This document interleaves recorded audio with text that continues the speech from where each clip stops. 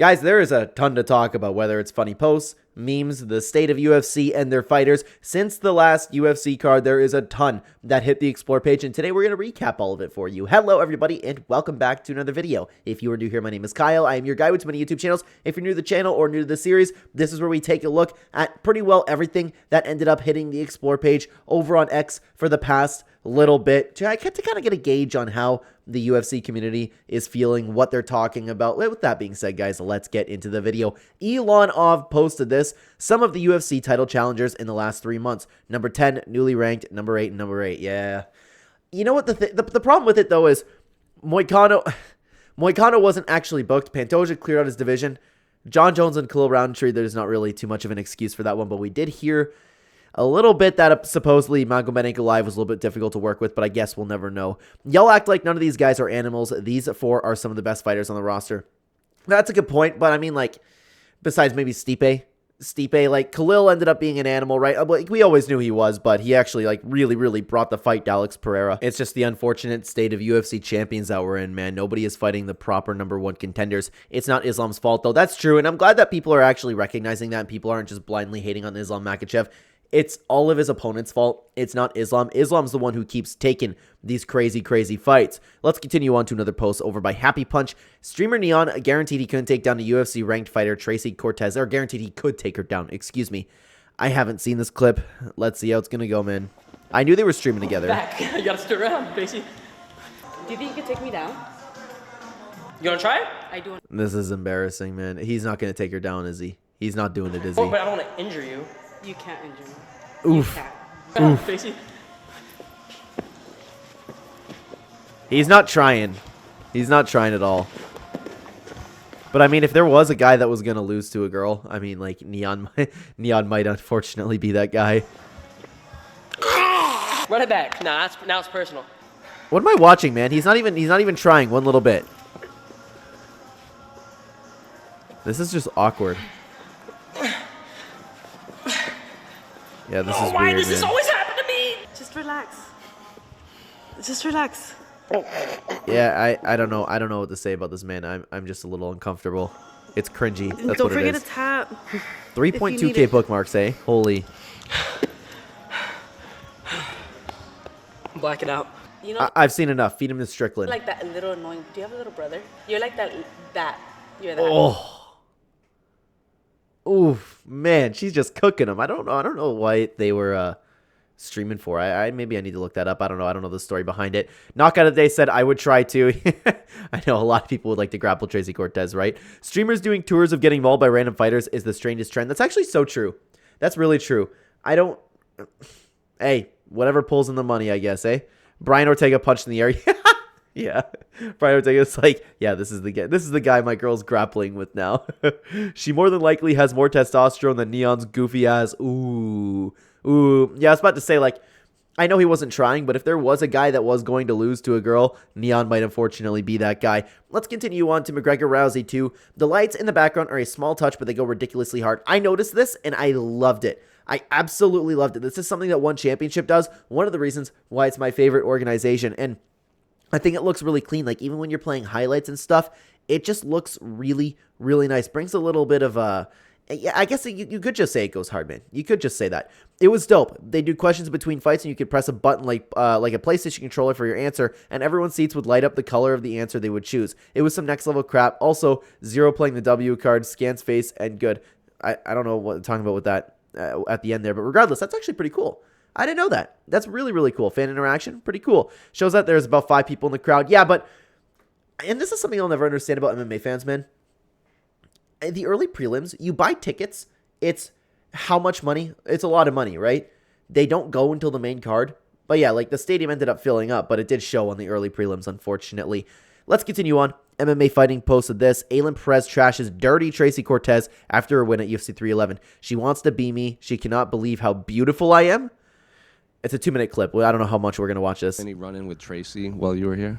Escuchamos acá. Oh, yeah, I'm not going through all of the translation over here. So she said she wants to be me. She just cannot believe how beautiful I am. Okay?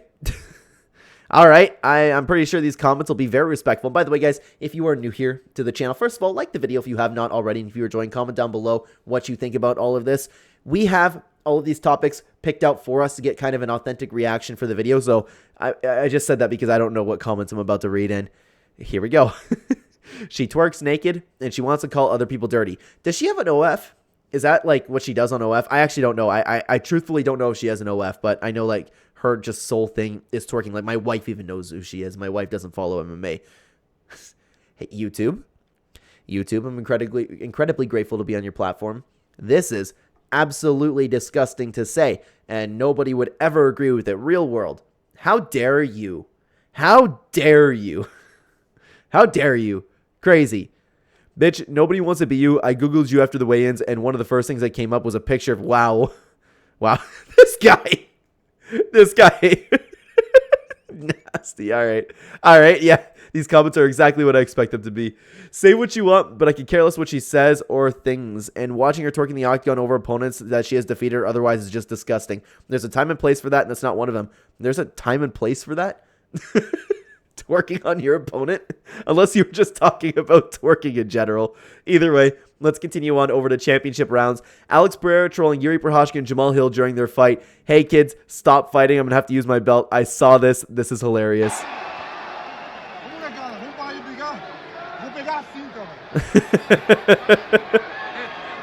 It'd be funny if he said it loud enough where they could hear him. I love that, man. That's so funny, actually. Good to see him keeping his sons in check. Chama. Yeah. I hope Yuri wins, but man, I like Pereira too, but I feel bad. I feel bad for both of them, actually. He knows how to make some good content, that's for sure. I wonder if it's Pereira. I don't know if it's Alex Pereira coming up with these ideas or if he has someone behind the scenes saying like, dude, Pereira, people love this stuff. Chama it up, man. Chama it up. Keep saying stuff like that. Let's continue on over to MMA Orbit. 1.5 million views. How is this a real photo? Yeah, this doesn't really look good on Umar. And for context, guys, I actually personally thought that Umar edged out the fight. And I don't understand this destruction that people are talking about, but it's a screenshot taken. It's not a good look, right? And I actually thought that Merab started clowning because he was losing. I thought that personally, and it ended up like as the fight got on, Merab only got better, but I just didn't see the embarrassing performance that everybody's been talking about, to be honest with you. Merab broke him, see? This I actually don't agree with. Umar wasn't broken one little bit. Sorry, the pointing emoji was pretty funny. Umar had a broken hand. It actually did seem like he did have a broken hand. Of course, we don't know for sure, but if I had to assume, yes. And this is coming from a Merab fan, guys. I like Merab. I personally thought Umar edged out the fight. Sean O'Malley randomly spawning in the background is killing me. Wow. Yeah, we noticed this on the broadcast. My dad hates O'Malley. And he pointed him out right away. Just like, look at this clown. It's crazy, yeah. What is he wearing, man? Sean O'Malley's a character.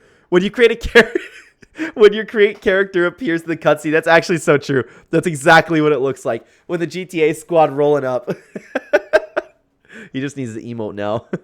Mythical Fighter Unlocked. Head movement, Yuri. Yes, sir. Yuri Prochazka is back. I'm ready for him to go get his title. Refunded the skill points it cost him for the ponytail and spent it on head movement. I love the internet, man. I love the internet so much. Merab straight up humiliating an entire generation of UFC bantamweights. Yep. Dude, this one made me sad. Oh, I thought it was 4 different pictures, man. This one made me sad. Merab carrying Cejudo. I'm a big Cejudo fan. It's unfortunate. But yeah, he's the greatest of all time at bantamweight. There is no question about it now. Even Henry Cejudo admitted that. I completely agree. I don't think there's even an argument to say that he's not, let alone that somebody else is. He had a close fight with Umar. It wasn't an embarrassment. See, and people are saying like, lol to that. I don't get that. It actually was a close fight. It was a close fight. I don't get it, man.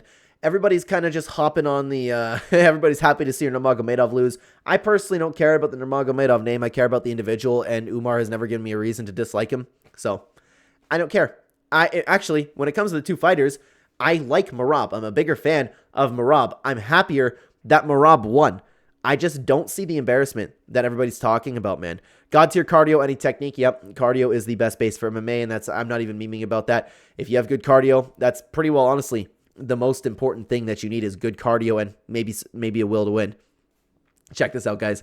Championship rounds. Dana White says Islam Makhachev is now pound for pound #1 ahead of John Jones after his win tonight. Listen to this. Did you ever think that you would hear I've this? seen a lot of people say that because of that, Islam deserves some maybe pound for pound #1 rankings. He's already the pound for pound #1 rank. But is he yours? Yeah, Hey, there we go. We got Dana White. I'll give it to him.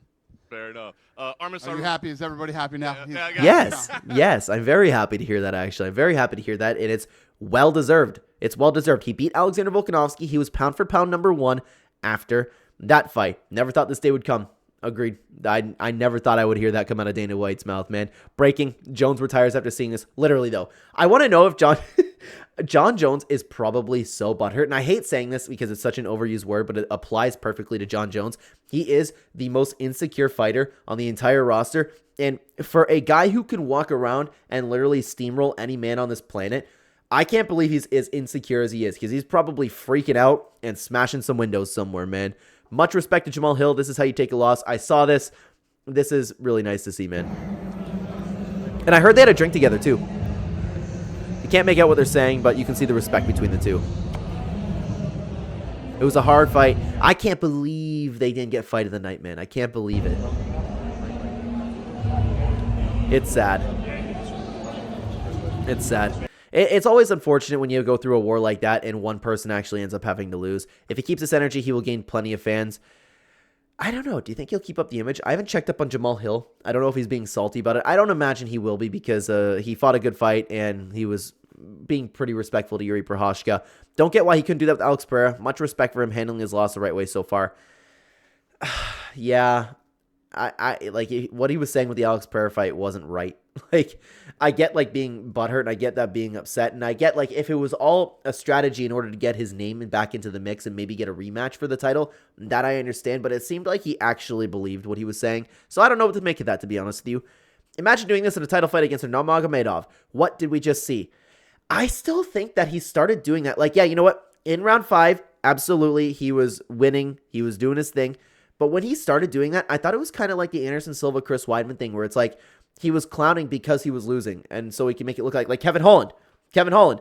Oh, yeah, I don't actually care. Wasn't actually trying. I thought that's when the clowning actually first started, to be honest with you. I watched a video over from the MMA Guru talking about how Merab wins these judges over by body language, excuse me.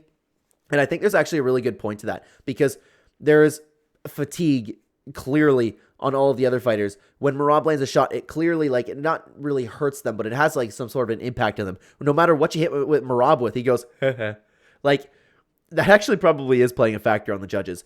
You saw a fighter who broke his hands at the end of round 1, unable to punch or wrestle. That's the reality of what you witnessed. Merab just got lucky. That's all. Now, I don't think that Merab ended up getting lucky. I understand that you can trace that luck over to Umar's hand, but Merab did fight a good fight. Merab toughed it out. It was really good. And it really did seem like Umar actually did break his hand. I know I'm going to get clowned for that in the comments. It seems to be the case, okay? King shit, that's what AI picture Merab looking good. It's crazy how you fight one Nurmagomedov and you have all of the fans completely doing a 180 on you. Let's continue on. We've had a lot over from championship rounds this time around, eh? Arman Tsarukyan wants to rematch Charles Oliveira in a 5-round fight after Dana White said he won't be fighting for the title next. Shocker. I agree with Dana White. Once my back heals, I'll be ready to prove that I'm the true #1 contender by taking on anyone they put in front of me. Charles the Bronx at a 5-rounder makes the most sense. Yeah, I think I'd personally like to see that fight. I would like to see Charles Oliveira win one more fight. I'm sure Oliveira would like to get redemption on that loss, and I know it was a little bit controversial, but I think that is because Charles Oliveira has the amount of fans that he does. I personally thought that Arman edged out the fight, but it was a very close fight. It was a very good fight, and I would love to see it in a 5-rounder. LOL, no, it doesn't make sense. Charles lost his title shot for pulling out with a cut and had to fight his way back to 1. Rematch game route, since you keep pretending that loss didn't happen. To be fair, I thought that Arman won that fight. While that was one of the most high-level fights I've ever seen, it was constantly back and forth. I thought Arman did win that fight, but I disagree with that. I think it makes sense personally. Wow, I didn't see this. I know he was wrestling with Nina. I saw the clip of him, like, you know, on his head, spinning around. Next time, don't try to impress Nina. Dude. Dude. Yeah, you can just tell, man. Arman wanted a little bit of that, you know, man. Let's continue on. Is it just me, or I genuinely believe that Arman hurt his back? He is not the type to just back out of a fight because he's scared. He was aware of the ramifications, but still decided to do so, which means he was truly hurt hard. I don't know, though. That's just my take. I'm inclined to believe that. I don't think that Arman Tsarukyan scared of Islam Makhachev at all. He is taking on the toughest of the tough in this division, and nothing about Arman being in the octagon has shown that he's scared of a fight. I actually do think that he got injured. I know how excited he was to fight for a title. Like, obviously, I don't know personally, but you get the point, man. There's no way that he was scared. I don't think the vast majority of people in the UFC are scared. John Jones is scared, which is weird. Ain't no way people are clowning Umar. The man literally went toe-to-toe with Merab. No other fighter has done this. Y'all acting like it was a wash, but it was 2-2 going to the 5th. Also, Merab did not out-wrestle Umar. He just had the better cardio in the later rounds. Good game. This is well said. This is well said. I had Umar Nurmagomedov actually winning the first 3 rounds, and I was watching the last 2 like, okay, Merab needs a finish, which he's probably not going to get. And I was thinking that if it was a close fight, the judges were going to give it to a Nurmagomedov because it's a Nurmagomedov.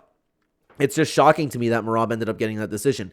Umar did more damage than Merab, but sadly, these clowns on Twitter think control time trumps more over damage, which is pathetic. Same as the Gon versus Ngannou fight, where control time is considered over damage. With MMA fans and with judges, it just varies from fight to fight. Sometimes it depends who they want to win. That's the rule set that they're going to go with. Merab didn't out-wrestle Umar because he was too busy out-striking him and emoting on him. Yeah, that unfortunately didn't look so good on Umar. I don't understand how Merab stayed on his feet. That's wild. Like, in that position with Umar having his back, trying to drag him to the ground like that, that is some solid strength, man. Jamahal Hill backstage after his loss to Yuri Prochazka last night. I saw this too, man. I saw this. It hurts. I like Jamahal Hill. I've always liked Jamahal Hill, and I know people are starting to do a little bit of a 180 on Jamahal Hill, but I have always enjoyed his work. He managed to make it all the way to the back without breaking down. I feel so bad for him, dude. I feel so bad. He's holding it in, or he's trying to hold it in. He's trying to hold it in. After going through all of that, look at his face. It's a shame that somebody has to lose after a war like that, man. There was so much on the line. Yep. Yep. Look, he's trying to keep it in together. He's almost doing it. He's almost doing it. Yeah, you get the point, though. He's really upset, and he finally breaks down a little bit, but he's still trying to hold it together. I just feel bad for Jamahal Hill, man. I hope that he bounces back better from this.